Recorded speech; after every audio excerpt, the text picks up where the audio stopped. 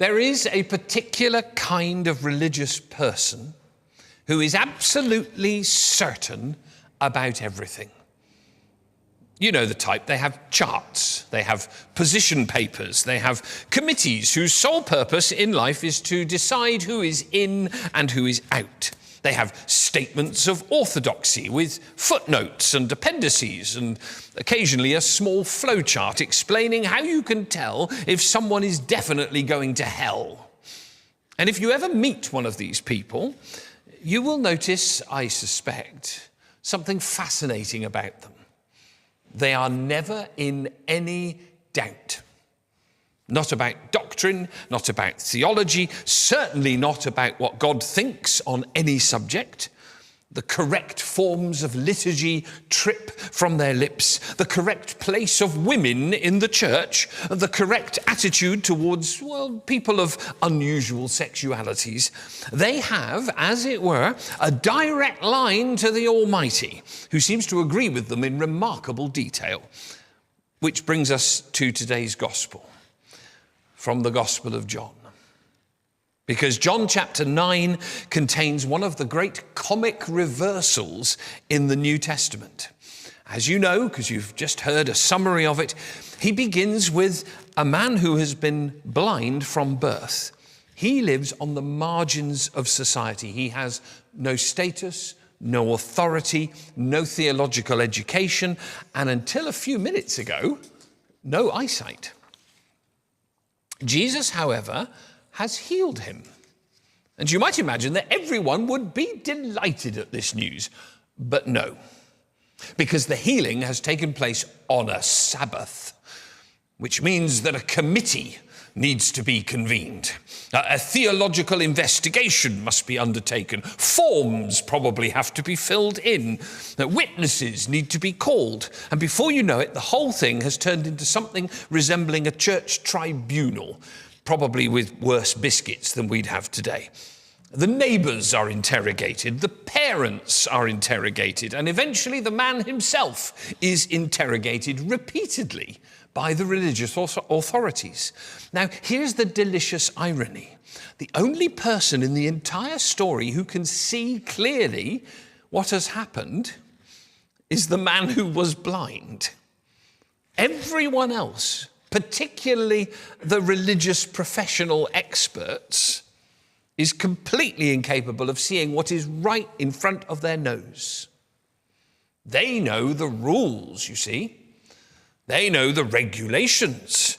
They know what God is allowed to do and what God is not allowed to do because they've written it down. And therefore they know with complete certainty that whatever has just happened cannot possibly be an act of God. You can almost hear their tone of voice. God would never do a miracle in a way that contradicts our policy framework. Which leads to one of the funniest lines in the whole passage, as far as I'm concerned. The formerly blind man says to them, "You do not know where he comes from, and yet he opened my eyes." Which is translated as, "You're supposed to be the experts, and yet here's me telling you what's just happened." The conversation goes rapidly downhill from there. Eventually, the authorities lose patience and they end up saying to him, "You were born entirely in sins, and now you are trying to teach us?" It was a belief at that time that anyone who was born with a disability was born in sin, that their disability was somehow a punishment from God upon them for the sins of their family. And therefore they were automatically sinful. "You were born in sin," say the religious authorities. "And are you trying to teach us?" And then what do? They throw him out. It's a powerful moment.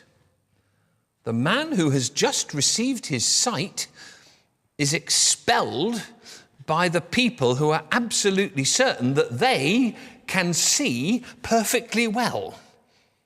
Which brings us to the punchline, Jesus's punchline. Jesus later finds the man and says, I came into this world so that those who do not see may see, and those who do see may become blind. Now, there's some Pharisees standing nearby. They hear this, and they ask rather nervously, surely we're not blind, are we? And Jesus replies to them rather devastatingly, if you were blind, you would not have sin. You see, he's dealing with that problem of inherited sin. If you were blind, I wouldn't consider you to be sinners. But now that you say, we see, your sin remains. In other words, the real problem is not ignorance. The real problem is certainty.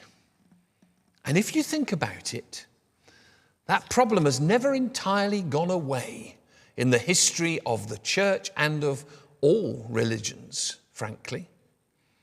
Throughout the history of the church, which is the area of religion I'm more qualified to speak on, there have always been groups who are completely confident that they alone have grasped the truth in its pure and undiluted form. They know exactly what God thinks about everything. They know exactly how the church should behave. They know exactly who counts as faithful and who has clearly wandered into grievous error. And if the rest of the church would simply listen to them, then the whole thing would be sorted out very quickly. It's a marvelous level of confidence when you think about it. One can't help admiring their sheer confidence, though one does occasionally wonder how they managed to get hold of God's private briefing notes. The difficulty, of course, is that the gospel seems rather suspicious of people who are entirely certain that they can see. Because again and again in the New Testament, the people who recognize Jesus most clearly are not the religious professionals, usually. There are one or two notable exceptions, Joseph of Arimathea, Nicodemus, but mostly the religious professionals fail to get who Jesus is at all. They're the ones who know what it is like to be in the dark. People who are uncertain, people who are searching, people who are prepared to admit that they might not yet have understood everything. Which is where the prophet in our first reading from the book of Micah becomes unexpectedly relevant. Micah, just to give you a little bit of context, Micah was looking around at a society that has descended into corruption and mistrust. The political system is failing all around him. Justice is collapsing. Neighbors can no longer trust each other. Sound familiar? It is not, in other words, the sort of moment when cheerful optimism comes naturally. And yet Micah says something quietly defiant. As for me, he says, I will look to the Lord. Though I sit in darkness, the Lord will be a light to me. Notice what he does there. He does not claim that he can already see everything clearly. And this man is a recognized prophet. He admits that he's sitting in the dark, but he trusts that God is still capable of bringing light into that darkness, which in the end may be the most faithful posture of all. Not the loud certainty that declares we see everything perfectly. No, the quieter faith that says we're still learning to see. Because, my friends, when we become too certain, too convinced that we alone possess the full and final version of truth, then we run the risk of being and becoming exactly like the people in John's story. Very religious, very confident, and completely unable to recognize God when he turns up and does something unexpected. So perhaps the invitation of the gospel today is wonderfully simple. Remain curious. Remain humble. Remain slightly suspicious of anyone who claims to have the whole of God neatly and systematically mapped out.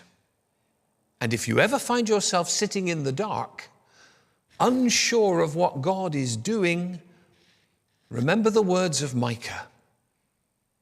Though I sit in the dark, the Lord will be a light to me. Because sometimes the people who see that light most clearly are the ones who are honest enough to admit that they are still learning how to see. Amen.